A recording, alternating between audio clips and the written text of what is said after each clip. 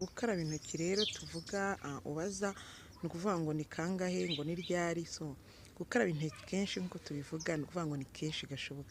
Iyo tuvuze gukaraba intoki ubundi akenshi izi ntoki mureba zihorana amamikorobe, hari ahantu henshi dukora, hari ahantu henshi dusuhuza, ni ukuvuga ngo inshuro ushobora gukaraba intoki ntabwo nakubwira ngo nibura gukaraba intoki kenshi gashoboka. Tuvuge nk'urugero wiriwe ahandi, uratashye, wiriwe usuhuza abantu, wiriwe ukora ku bintu, niba wakoze ku bintu karaba intoki, niba wasuhuje abantu karaba intoki, ukigera mu rugo karaba intoki, aho uri niba ubasha kubona amazi gerageza gukaraba intoki kenshi gashoboka. Ni ukuvuga ngo ugitaha ukigera mu rugo karaba intoki, hanyuma niba wiriwe mu rugo nabwo karaba intoki. Igihe cyose ugiye gufata amafunguro saa tatu ya mu gitondo banza ukaraba intoki n'amazi meza n'isabune, hanyuma igihe ugiye kurya nibyo navuga gukaraba intoki, umaze kurya karaba intoki kuko byo uba wanduye nyine ugomba gukaraba intoki. Hanyuma igihe ugiye gutegura amafunguro nabwo karaba intoki, n'amafunguro yaronge neza ukaraba intoki. Hanyuma ikindi gihe ushobora gukaraba intoki niba uvuye mu bwiherero karaba intoki neza n'amazi n'isabune kuko ushobora kuba wahuye na mikorobe zo muri tuwarete. Ikindi cya gatatu, nimba umajije guhanagura umwana, bano bambara amapampa cyangwa se bambara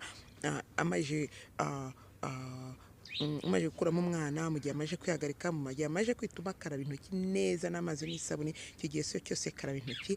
Ni ukuvuga ngo niba wiriwe mu rugo ukabara none wakoze amasuku atandukanye, ni ukuvuga ngo ushobora kuba wakoze amasuku atandukanye.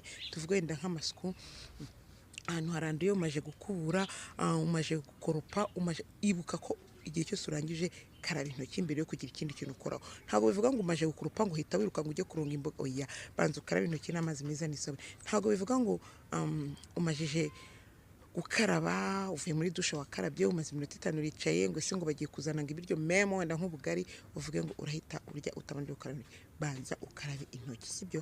Ni ukuvuga ngo igihe cyose mbere yo kugira ikintu banza gukora, mbere yo kugira ikintu banza gushyira mu kanwa, my friend, jya wubaha akanwa kawe, banza ukarabe intoki n'amazi meza y'isabune. Icyo gihe kenshi cyane bizatuma wirinda indwara ziterwa no kwandura kwa kundi umuntu yakoze ku bintu agatamira. Icyo gihe uzaba uri kuzikumira.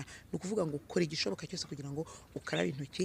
Ni ukuvuga ngo igihe cyose uzi ko umaze umwanya udakaraba intoki, karaba intoki n'amazi n'isabune. Ahantu henshi urimo usanga hari disponible amazi, isabune.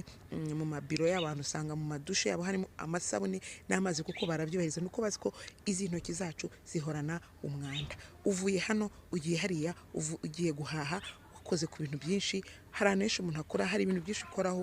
Umuntu ashobora kuba yabikoze yabisize amagi, hari umuntu ushobora kuba yakoze kuri iki kintu afite amagi y'indwara zitandukanye.